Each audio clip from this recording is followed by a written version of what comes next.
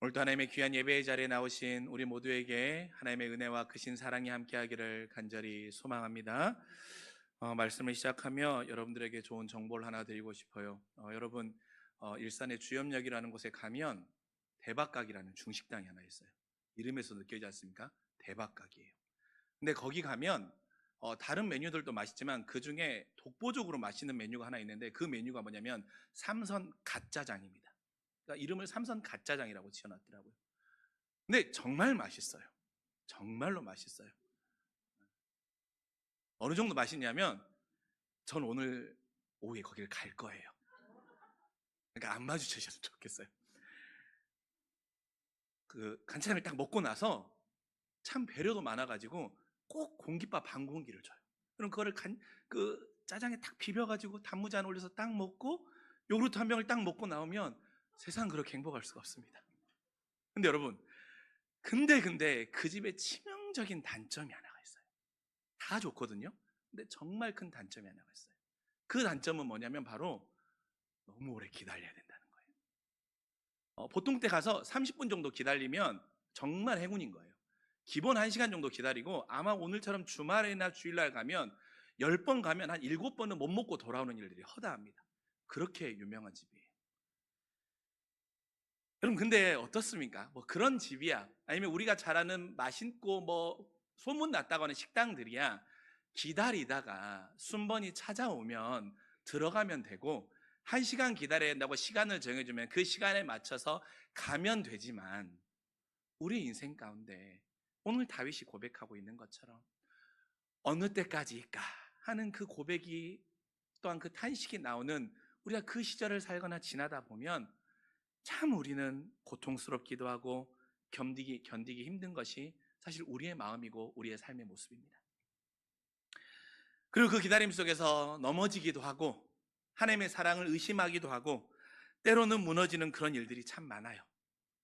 그런 우리에게, 또한 그런 시절을 살고 있는 우리에게 다윗은 오늘 그런 시절을 사는 우리에게 정말 중요한 것이 무엇인지 삶의 지혜와 믿음의 진리를 우리에게 들려주고 있습니다. 혹시 여러분 지금 그런 시절을 살고 계신 분들이 계십니까? 그렇다면 여러분, 오늘 말씀을 통해 다윗이 오늘 말씀을 통해 주는 그 지혜를 통하여서 우리의 삶 가운데 적용하며 또한 그것을 붙잡고 하나님의 사랑과 힘을 얻을 수 있는 우리 모두가 될 수 있기를 간절히 소망합니다. 여러분, 오늘 우리가 함께 읽었던 시편 13편의 이 말씀은 사실 이렇게 구성되어 있습니다. 1절과 2절의 말씀을 보면 다윗이 자신이 처한 현실에 대해서 하나님 앞에 탄원하고 있는 내용이에요. 어느 때까지가 어느 때까지 하면서 자신의 지금의 처한 현실에 대해서 하나님 앞에 말하고 있는 고백이고, 또한 3절은 어떻냐면 그렇기 때문에 하나님이 내 상황 가운데 개입하셔야 된다라는 거예요. 하나님이 내 상황 가운데 개입해 주셔야 돼요. 그리고 4절을 이어서 말합니다. 왜 하나님이 내 상황 가운데 개입해 주셔야 하는지에 대한 그 이유를 다윗은 말하고 있어요. 그리고 5절과 6절에는 다윗은 하나님을 향한 신뢰와 찬양을 고백하고 있습니다. 이 시편 13편은 이렇게 구성되어 있어요. 근데 여러분, 1절과 2절에 나와 있는 그 고백에 보면 어떻습니까? 다윗이 4번이나 반복적으로 뭐라고 말하고 있습니까? 어느 때까지일까? 어느 때까지일까라고 말하는 거예요. 여러분, 다윗이 4번이나, 이 짧은 2절에 4번이나 말하는 정도면 그가 당시에 얼마나 힘든 상황이었고 얼마나 고통스러운 상황이었고 얼마나 힘겨운 상황이었는지 우리는 미루어 짐작해 볼 수 있는 것입니다. 하나님, 도대체 언제까지 나에게 당신 얼굴을 숨기시려고 하십니까? 하나님, 언제까지 나에게는 하나님의 응답을 가리우고 계십니까? 하나님, 언제까지 내가 이 세상의 많은 원수들에게 조롱을 당해야 합니까? 하나님, 이런 조롱 가운데 나는 정말 이제 죽을 것 같은데, 그래서 죽음의 잠이 나에게 몰려왔는데, 하나님, 이 위기의 상황과 이 끔찍한 고통의 상황 가운데도 하나님, 아무런 말씀도 없으십니까? 도대체 어느 때까지 나는 하나님의 말씀을 기다려야 합니까? 다윗은 이렇게 고백하고 있는 거예요. 근데 여러분, 저와 여러분이 만약에 오늘 다윗과 같은 이런 상황이 오면 여러분 하나님 앞에 어떤 마음이 드세요? 여러분 하나님 앞에 어떠한 마음의 반응들을 보이십니까? 저는 그렇더라고요. 저는 오늘 다윗과 같은 이런 정말 사방이 에워싸인 것 같은 고통과 어느 때와밖에 말할 수 없는 이런 상황이 찾아오면 하나님 앞에 서운함도 찾아오고 섭섭함도 밀려오더라고요. 그리고 그런 마음이 점점 커져요. 근데 언제 그런지, 왜 어느 순간 하나님을 향한 서운함과 섭섭함이 내 인생 가운데 더 커지고 내 인생을 그것에 붙들려 버려서 내가 아무것도 보지 못하는지, 그것을 보니까 오늘 말씀에서 잘 안내해 주고 있더라고요. 먼저는 뭐냐면 오늘 1절에 나와 있는 것처럼 나를 영원히 잊으시니까라고 하는 그 고백이 있을 때 하나님 앞에 서운함이나 아쉬운 마음이 밀려오곤 하였습니다. 오늘 다윗도 마찬가지입니다. 하나님 나를 영원히 잊으시니까라고 말하는 거예요. 여러분, 다윗이 하나님이 나를 잊고 계신다고 말하는 거예요. 하나님의 머릿속에는 내가 없으십니까? 왜 이렇게 말하겠습니까? 그것은 바로 다윗이 자신의 인생의 고난의 종착점이 도저히 보이지 않기 때문에 그러는 거예요. 내 인생의 고난의 종착점이 보이지 않는 거예요. 하나님께서 나를 잊지 않으셨다면 내가 이미 내 인생의 고난의 종착점에 도착했을 터인데, 분명히 하나님은 내 인생의 이 고난을 끝내주셨을 터인데 여전히 종착점은 보이지 않고 계속 이 길을 달려가다 보니까 혹시 하나님 나를 잊고 계신 건 아닌가? 하나님 어떻게 나를 잊으실 수 있으십니까? 하는 그런 서운함과 아쉬움이 밀려오는 거예요. 또 언제입니까? 1절에 뒤에 이어서 나오잖아요. 어느 때까지 숨기시겠나이까라고 말하는 거예요. 하나님이 내 인생 가운데 숨어 계시는 것처럼 느낄 때 우리는 하나님을 향한 아쉬움과 원망과 속상함이 밀려오는 거예요. 여러분, 숨어 있는 건 뭐예요? 다른 사람들에게는 다 보여요. 근데 나에게만 보이지 않는 거예요. 보물찾기 해보셔서 아시잖아요. 보물찾기 하면 다른 사람은 다 찾는데 내 눈만 보여서 찾지 않는 거예요. 우리 인생 가운데도 그런 일이 있죠. 똑같이 어느 때까지의 고난을 겪고 있어요. 그런데 다른 사람에게는 하나님이 고난 가운데 응답해 주셔요. 하나님께서 또한 그 사람의 손을 잡아주셔요. 그리고 하나님이 선한 길을 열어주시기도 하셔요. 그리고 하나님이 생각보다 일찍 고난의 종착점에 도착하게 해주셔요. 그런데 하나님이 나에게는 그것들을 다 숨기시는 거예요. 근데 여러분, 저와 여러분은 신앙인이기 때문에 우리가 고난에 찾아오면 여러분 제일 먼저 보이는 반응은 뭡니까? 저와 여러분이 고난을 찾아오면요, 사실 우리가 보이는 제일 먼저의 반응은 먼저 하나님을 찾는 거예요. 그렇잖아요. 혹시 내가 지금 당하는 고난이 내가 하나님 앞에 거룩하지 못하거나 하나님이 원하시는 방향대로 가지 않아서 내가 이 고난 가운데 들어와 있진 않나라고 하면서 먼저는 여러분의 삶을 점검해 보지 않으십니까? 그리고 혹시 내가 하나님 앞에 내 기도의 시간이 부족하고 하나님 앞에 내가 기도로 매달리는 그 모습과 간절함이 없어서 그러진 않았나? 라고 생각하면서 하나님 앞에 더욱더 기도하고 매달리시잖아요. 그리고 하나님을 이전보다 더 찾거나 매달리는 그 모습으로 우리의 마음과 힘을 더 쏟아요. 근데 어떻습니까? 하지만 여전히 하나님은 그럼에도 불구하고 어느 때까지라고 말하면서 나에게 당신의 응답을 숨기시는 거예요. 그럼 어떻습니까? 하나님을 향한 나의 몸부림이 어떤 결과도 나타나지 않을 때 우리는 하나님이 나를 외면하신다고 생각하고 하나님이 나에게 숨기고 계신다고 생각하기 때문에 하나님에 대한 철저한 속상함과 아쉬움으로 우리는 어느 때까지, 그러면서 하나님 앞에 서운함의 마음이 우리에게 찾아오는 거예요. 근데 여러분, 다윗이요, 하나님 정말 서운합니다. 하나님 너무 속상해요. 하나님 어쩜 저한테 이러실 수 있어요. 이 이야기를 하고 싶어서, 이 말을 하고 싶어서 오늘의 이 고백을 써놓은 게 아니에요.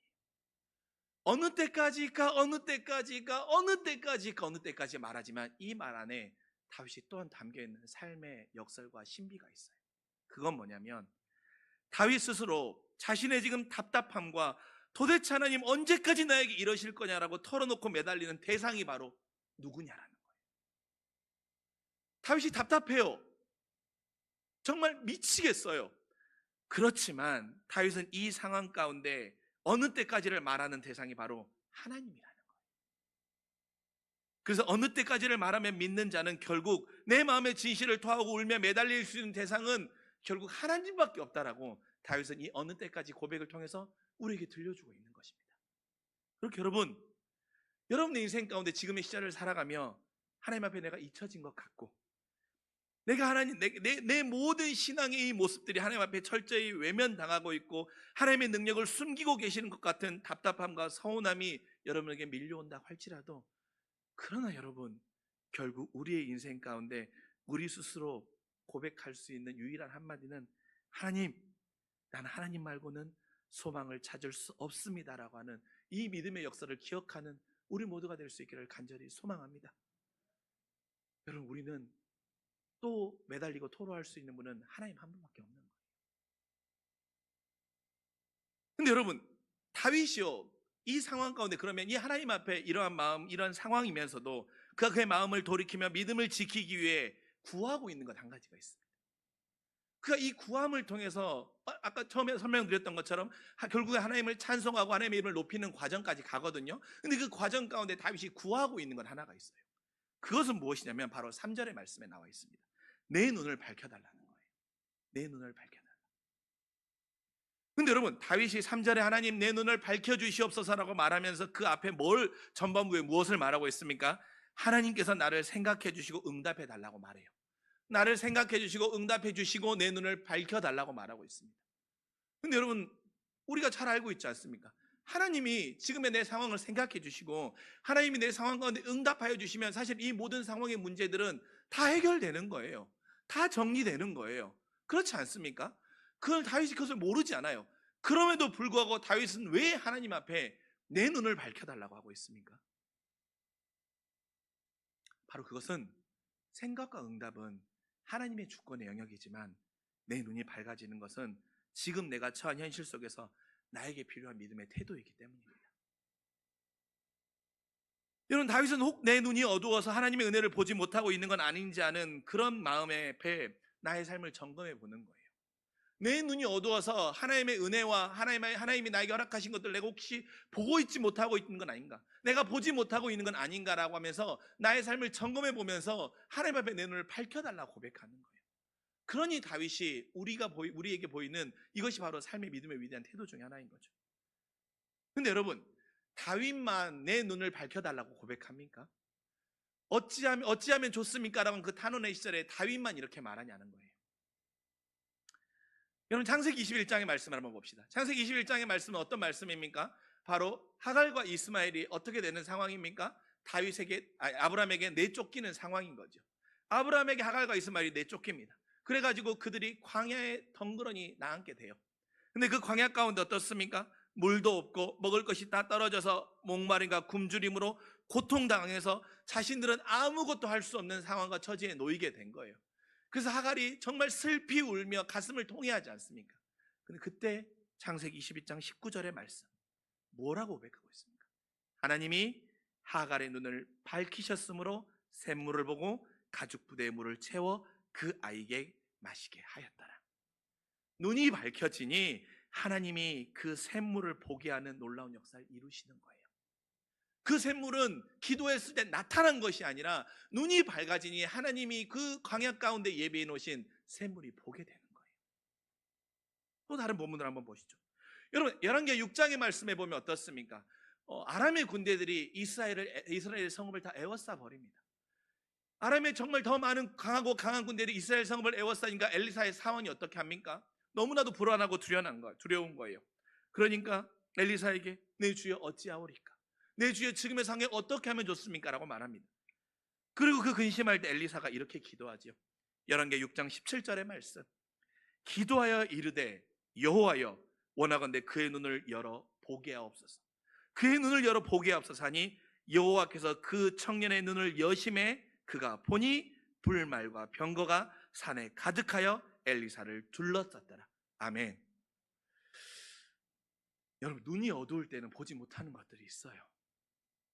하지만 눈이 밝아지면 보는 은혜들이 있는 것입니다. 그래서 다윗도 어두울 때는 보지 못했던 것들을 보기를 원했던 거예요. 그래서 여러분, 다윗이 눈이 밝아지니 뭐라고 말합니까? 6절의 말씀에 여호와께서 내게 베풀어 주신 은혜를 찬송하고 고백하고 있는 것입니다. 그래서 여러분, 눈이 열리면 하나님 앞에 탄원의 현실 속에서도 찬송할 수 있는 거예요. 눈이 열리면 탄원의 상황 가운데도 하나님의 은혜를 고백할 수 있게 되는 거예요. 그렇게 여러분, 오늘 이 두 사건과 다윗의 이 고백이 우리에게 주는 믿음의 교훈은 무엇입니까? 우리의 이 시절 가운데 응답보다 더 중요한 것은 주관자이신 하나님께 내 인생을 세밀하게 돌보고 계심을 믿고 보는 그 믿음의 눈이 열린다라는 거예요. 응답보다 더 중요한 것은 믿음의 눈이 열리는 거예요. 샘물도 그 자리에 있고 불말과 병거도 그 자리에 있었습니다. 하지만 눈이 닫아서 보이지 않으면 보지 못하지만 눈이 열리면 보게 되는 거예요. 그렇다면 여러분, 우리 인생 가운데 우리의 믿음의 눈이 열린다라는 것은 무엇을 말하는 것입니까? 눈이 열린다라는 것은 내 삶과 지금의 순간에도 항상 하나님이 함께 계시고 견디고 살아갈 수 있는 그 힘을 주신다는 사실을 믿음으로 만나는 거예요. 사실로 만나는 거예요. 그 사실로 만나게 되면 내 눈이 열리는 거예요. 그래서 눈이 열리면 내 믿음의 확신과 맞닿아 있는 것입니다. 여러분, 내 믿음의 눈이 열리잖아요. 그러면 어느 때까지가 이 상황 가운데서 믿음의 눈이 열리는 자는 끝까지 달려갈 수 있어요. 하지만 어떻습니까? 믿음의 눈이 어두워서 닫혀버리면 결국 그 사람의 인생은 불안과 슬픔 그 이상을 넘어갈 수 없는 거예요. 결국 어느 때까지 해서 탄식하고 원망하고 고통 가운데 그 인생이 끝나버리는 거예요. 그러나 믿음의 눈이 열리면 어떻게 됩니까? 그렇지, 하나님은 지금의 상황 가운데 내게 샘물도 예비해 놓으셨어. 하나님은 내 상황에 내가 이길 수 없음을 아시기 때문에 나보다 더 강한 그 성령의 능력으로 내 인생의 불말과 병거로 나를 둘러싸고 계셔. 그 하나님이 나를 지키고 보호하시기 때문에 나는 내 인생의 지금의 믿음의 경주를 끝까지 달려갈 수 있어 라고 끝까지 그 길을 걸어갈 수 있게 되는 것입니다. 그래서 여러분, 그래서 다윗도 이 본문에서 탄식으로 끝나는 것이 아니라 하나님을 찬양하고 높임으로 그 오늘 본문을 맺고 있는 거예요. 그렇게 여러분, 저와 여러분의 인생 가운데 우리의 영적인 눈이 어두워진 것이 밝아져야 하는 것들은 무엇들이 있으십니까? 혹시 눈이 어두워서 보지 못하고 있는 하나님의 은혜들은 없으십니까? 소망하기는 저와 여러분의 눈이, 믿음의 눈이 밝아짐을 통하여서 하나님이 내 인생 곁에 두신 그 샘물과 불만과 불병거를 볼 수 있는, 그것을 우리의 삶 가운데 믿음의 사실로 만날 수 있는 저와 여러분 모두가 될 수 있기를 주님의 이름으로 간절히 축원합니다. 또한 여러분, 다윗은 뭐라고 고백합니까? 4절의 말씀입니다. 원수들이 자기를 이겼다고 말하는 것이 두렵다라고 말해요. 다윗은 두려운 거예요. 원수들이 자기를 이겼다라고 말하는 게. 여러분, 왜 다윗은 그 말이 두려운 건가요? 원수들이 자기를 이겼다라고 말하는 걸 왜 다윗은 두려워하는 것입니까? 여러분, 다윗은요, 천성적으로 그의 마음의 중심에 이게 분명했어요. 뭐냐면 자신을 해하고 넘어뜨리는 사람들은 나를 이겼다라고 여기는 것이 아니라 내가 고백하는 하나님을 이겼다라고 고백한다는 것을 알았던 거예요. 다윗은 그리고 그 말이 듣기 너무 싫었던 거예요. 여러분, 우리 잘 알고 있지 않습니까? 사무엘상 17장의 말씀, 17장 45절의 말씀에 나와 있지 않습니까? 다윗이 골리앗과 싸우죠. 다윗이 골리앗과 싸우는 상황 가운데 다윗이 뭐라고 고백합니까? 나는 만군의 여호와의 이름 곧 내가 모욕하는 이스라엘 군대의 하나님으로 내게 나아가노라고 말하고 있는 거예요. 네가 모욕하는 것은 나를 모욕하는 것이 아니고 우리 이스라엘을 모욕하는 것이 아니고 우리의 주인 되시는 만군의 하나님 여호와를 모욕하기 때문에 내가 너에게 나아갈 때는 만군의 여호와의 이름으로 나아간다는 거예요. 다윗은 어린 시절에도 그 고백이 있었던 사람이에요.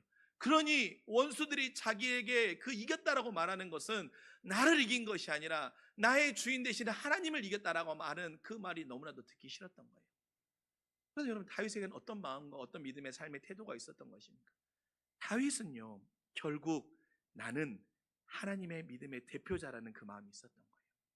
다윗 스스로 나는 믿음의 대표자라는 삶의 태도가 있었던 거예요.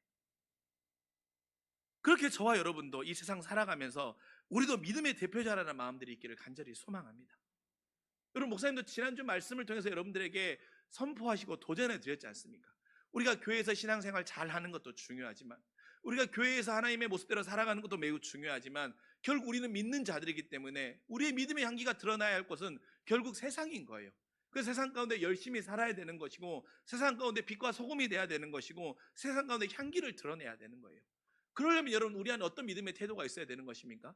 저와 여러분 스스로도 그렇지, 나는 나 하나가 아니라 나는 이 세상을 살아가는 하나님의 믿음의 대표자야. 나는 믿음의 대표자라는 여러분, 우리 안에 이런 거룩한 부담과 도전들이 저와 여러분 안에 있기를 간절히 소망합니다. 그래서 여러분, 세상의 수많은 유혹과 시련과 타협 앞에 넘어질 때 세상이 날 이겼다고 말하는 것이 아니라 도리어 세상은 내가 믿는 하나님을 평가한다는 마음을 기억하고 저와 여러분도 세상을 살다 보면 너무나도 많은 유혹과 타협과 또한 세상에 많은 우리를 넘어뜨리려고 한 것들이 찾아오지 않습니까? 그때마다 여러분, 나는 하나님을 믿는 믿음의 대표자야. 나는 대표자이기 때문에 원수들이 날 이겼다라고 말하는 소리를 나는 듣고 싶지 않아. 그 믿음의 태도로 이 세상을 살아감을 통하여서 하나님의 아름다운 향기를 드러낼 수 있는 저와 여러분 모두가 되기를 주님의 이름으로 간절히 축원합니다.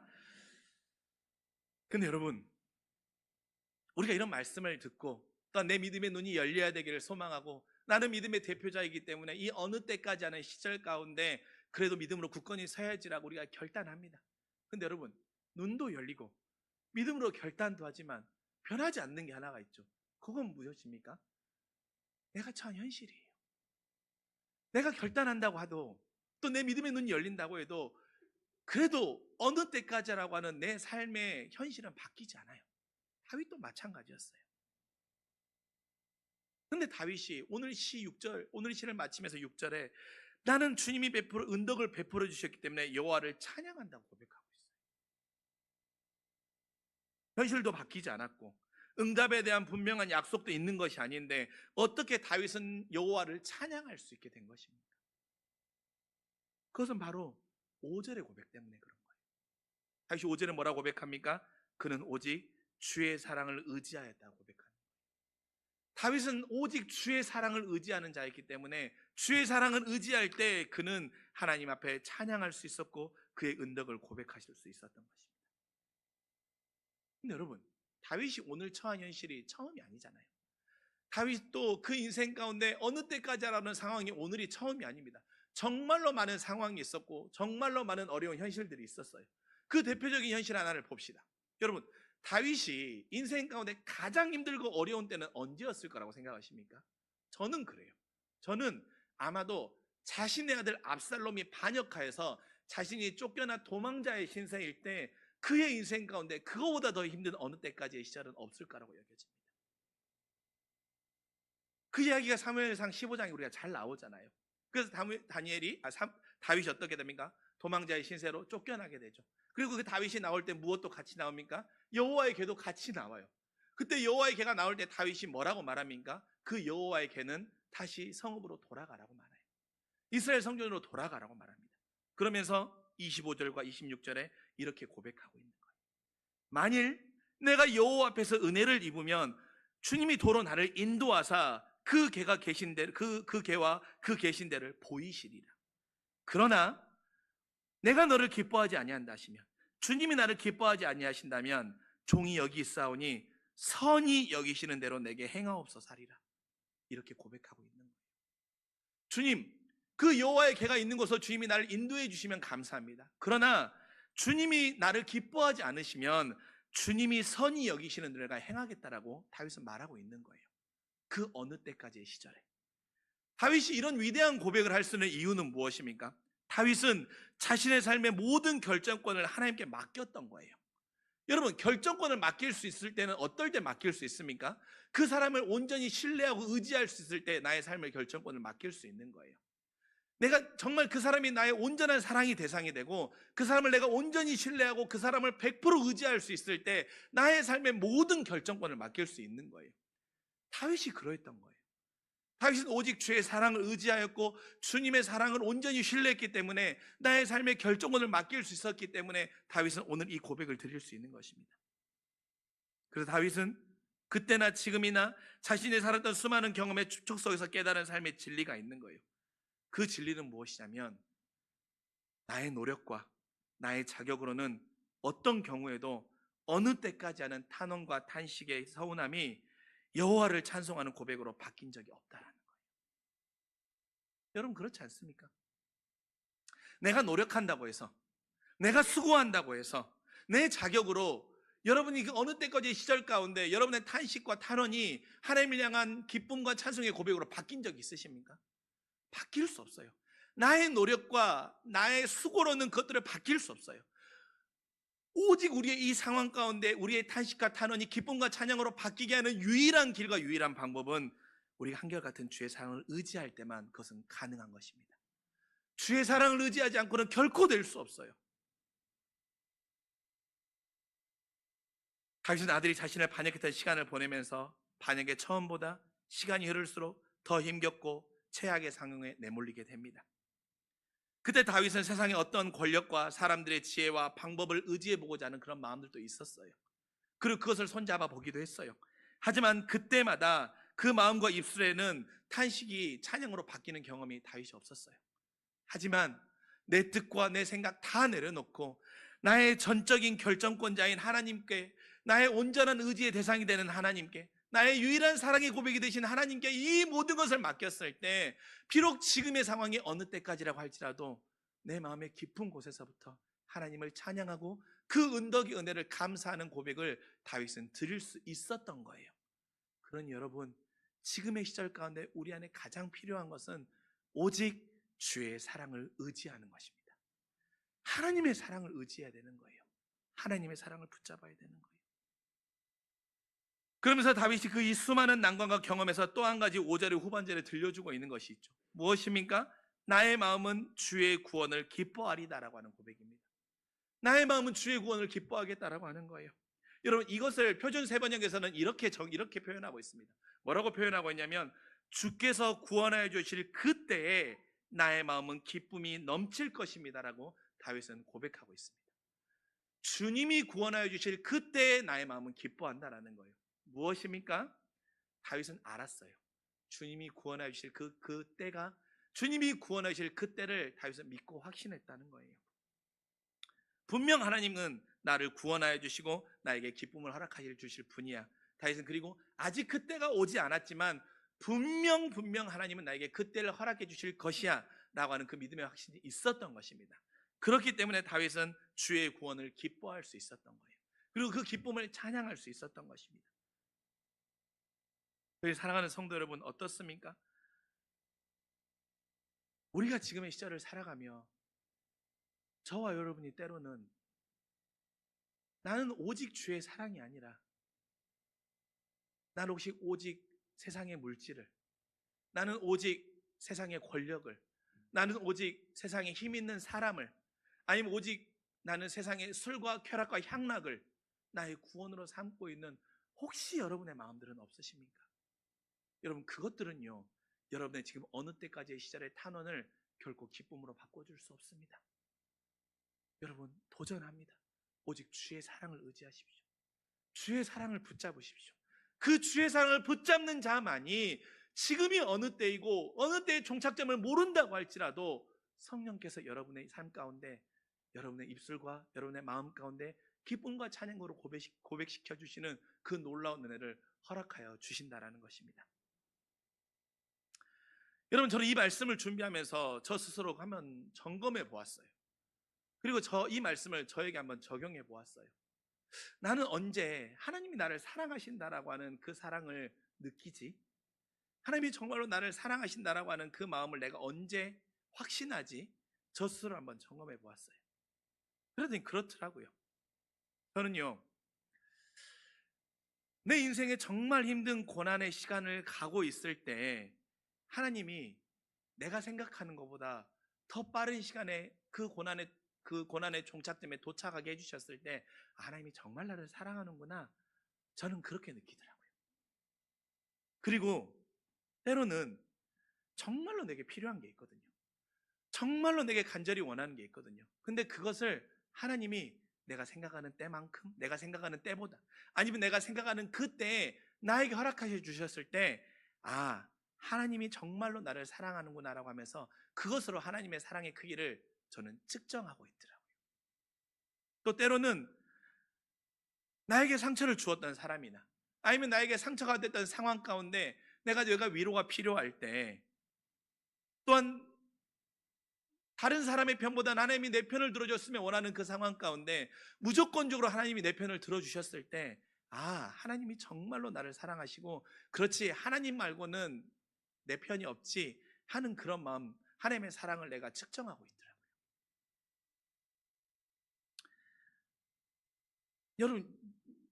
여러분의 인생 가운데도 하나님이 이런 응답이나 아니면 하나님이 여러분의 인생의 해결책이나 하나님이 여러분의 인생의 그 종착점을 열어주시는 그 은혜들이 정말로 많기를 원합니다. 그리고 있었으면 좋겠어요. 그리고 하나님이 분명히 그때를 허락해 주신다고 약속하셨으니까 하나님이 분명히 그것들을 부어주실 거예요. 근데 여러분, 그런데 제가 자꾸 거기에 붙잡히다 보니까요, 어떻게 되다 보니까 인생 살다 보면 사실 어느 때까지 하는 상황이 오늘보다는 내일 사실 더 크잖아요. 살다 보면 어느 때까지 하는 그 고통과 아픔이 어제보다는 내일 더 크게 다가올 때가 우리 진짜 많잖아요. 그때도 하나님이 나에게 그 고난의 종착점을 빨리 알려주지 않으시고, 그 원하는 것을 내 손에 빨리 쥐어주지 않으시고, 내가 원하는 대로 하나님이 쥐어주지 않으시고 주지 않으시면, 그리고 하나님이 전적으로 내 편을 들어주지 않으시면 하나님이 나를 사랑하는 것처럼 느껴지지가 않더라고요. 그래서 서운함만 커지더라고요. 그리고 실망하더라고요.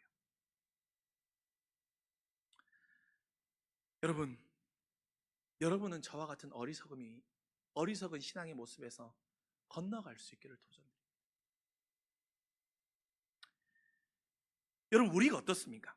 오직 십자가에 자신을 온전히 내어주신 구원자 되시는 그분의 사랑 자체만은 의지할 때 어떻게 되는 것입니까?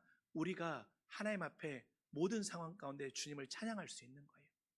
감사할 수 있는 거예요. 그럴 때 다윗에게도 하갈에게도 엘리사의 사환에게도 보이셨던 그 은혜가 우리의 인생 가운데 임하고 있음을 우리가 고백할 수 있게 되는 거예요.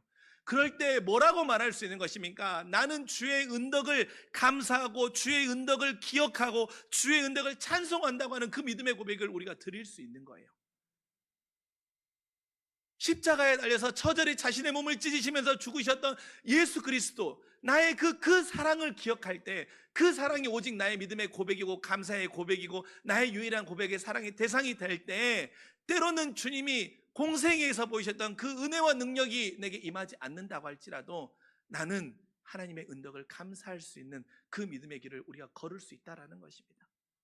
그런 여러분, 우리 인생 가운데 가장 중요한 것은 오직 주의 사랑을 그래서 의지해야 되는 거예요. 그 사랑을 의지하면 우리가 그 은혜로 나아갈 수 있는 것입니다.